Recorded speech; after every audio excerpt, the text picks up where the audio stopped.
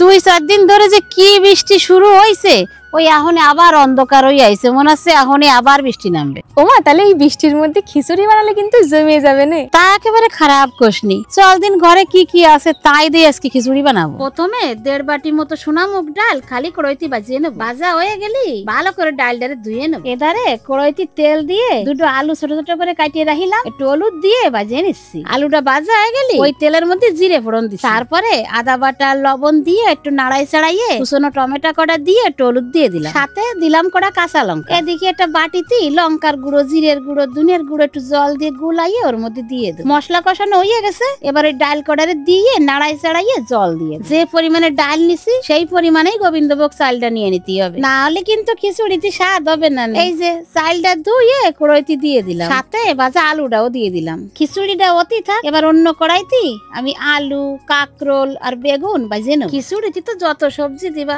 ভালো লাগে, কিন্তু আজকে আমার বাড়ি যাচ্ছিল আমি তাই দিয়ে খিচুড়ি বানাচ্ছি। সবটা ভাজা হয়ে গেছে, এবার তেলের মধ্যে জিরে, তেজপাতা আর শুকনো লঙ্কা দিয়ে খিচুড়িতে একটু ফোড়ন দিয়ে। খিচুড়ি যখন অর্ধেকের বেশি জাল হয়ে যাবে তখন এই ফোড়নটা দিতে হয়, তাহলে খিচুড়িতে ভালো স্বাদ। এবার ঘি দিয়ে ওটা কাজু বাদাম একটু নাড়াই চাড়াইয়ে খিচুড়ির মধ্যে দিয়ে দেবো। এইবার শেষে একটু চিনি আর একটু শাহি গরম মশলা দিয়ে নামাই নেব। এই বৃষ্টির ভিতরে খিচুড়ি এত সুন্দর হয়েছে, খুব সুন্দর লাগতেছে খিচুড়ি। তার ভিতরে আবার কাকরোল ভাজা, বেগুন ভাজা, আলু ভাজা, খিচুড়ি মুখ ফিরতেছে না।